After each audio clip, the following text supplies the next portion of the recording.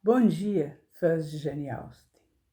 O assunto de hoje é o primeiro contato com Jane Austen. É o primeiro contato que vocês fizeram. Então é uma pergunta, na verdade. Qual foi o primeiro contato que vocês fizeram com Jane Austen? Eu tenho muita curiosidade para saber.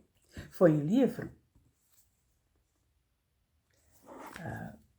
Pode ter sido uma série? Ou quem sabe um filme? Tem também a possibilidade de ter sido uma peça de teatro. O meu primeiro contato, eu vou começar contando um pouquinho do meu primeiro contato, que eu me lembro, que faz bastante tempo. O meu primeiro contato com Jane Austen foi depois dos 30 anos. Por quê? Eu não sei, não tinha caído nas minhas mãos, não é? E o que acontece? E foi com Orgulho e Preconceito, como a maioria das pessoas. Tá? Eu li a tradução do Lúcio Cardoso. Eu só não tenho certeza qual a publicação. Eu acho que foi daquelas edições da Abril Cultural, do Círculo do Livro, é por aí, tá? Não tenho certeza. Então eu vou dizer de cada um qual a primeira impressão, as coisas que eu me lembro, assim, que me pegaram na história. Primeiro foi Mr. Collins. Adorei.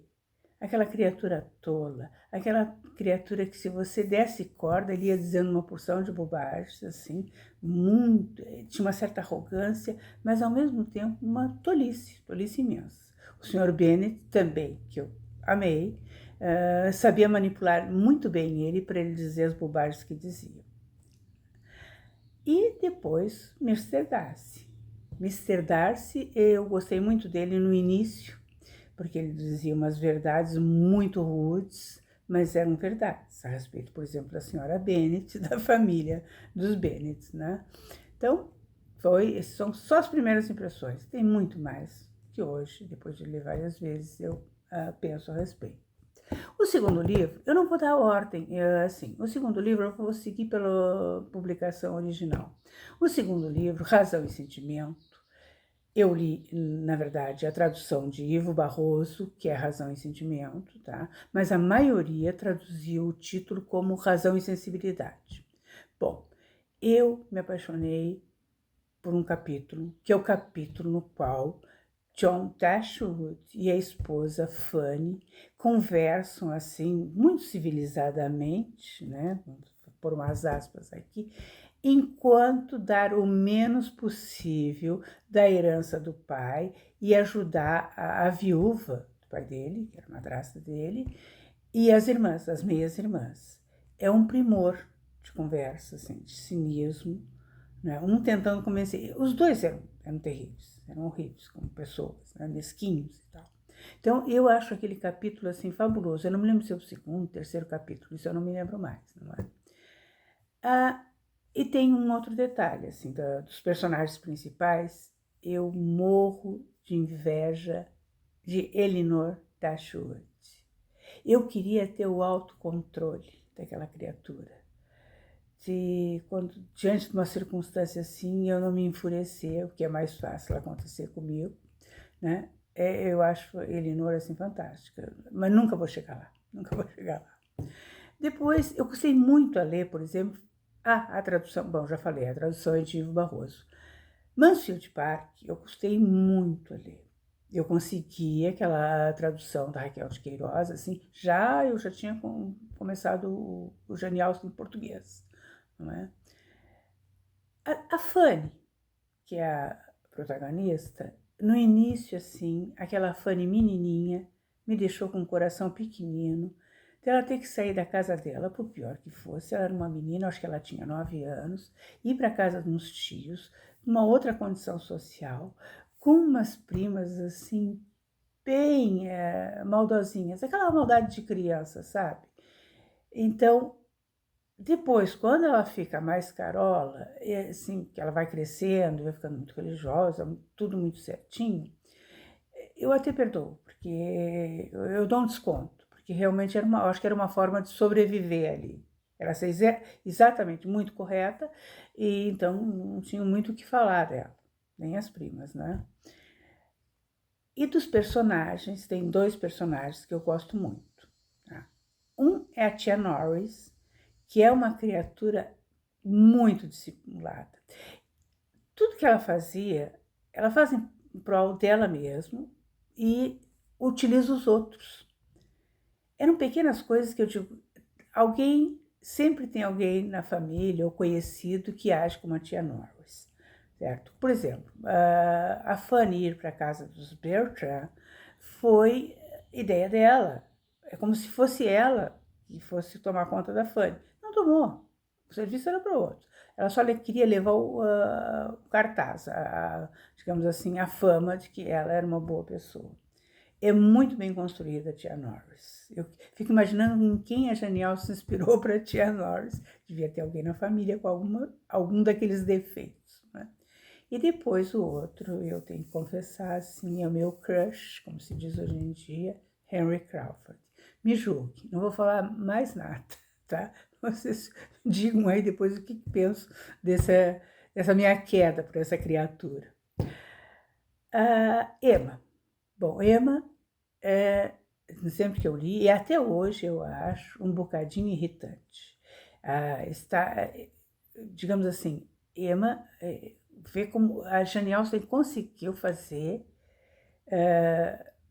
com que a gente desgostasse dela de início. E depois, com o tempo, ela vai mudando, você percebe que ela não é uma pessoa, tá? Mas eu nunca morri de amores por ela, né?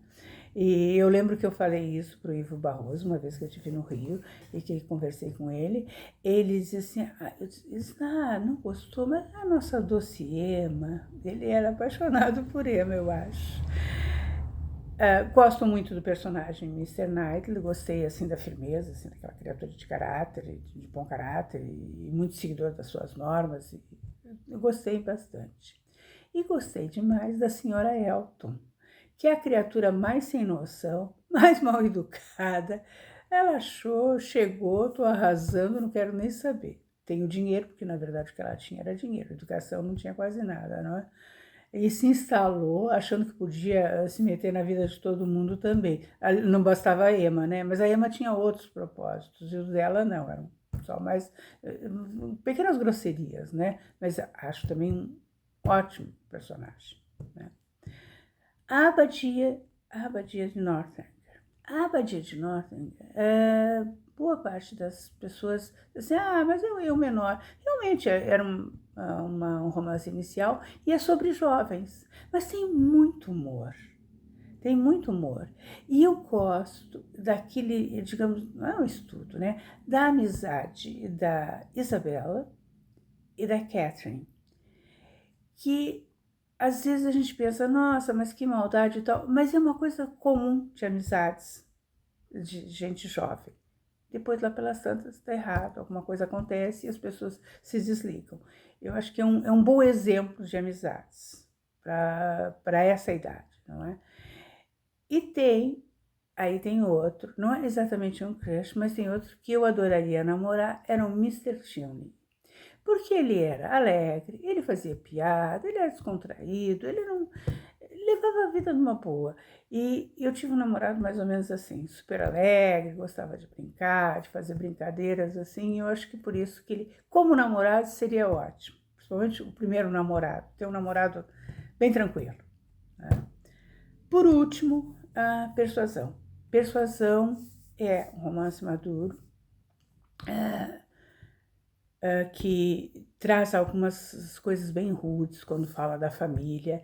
Eu às vezes penso, será que ela ia dar uma lapidada em algumas coisas, alguns detalhes de Persuasão e não deu tempo?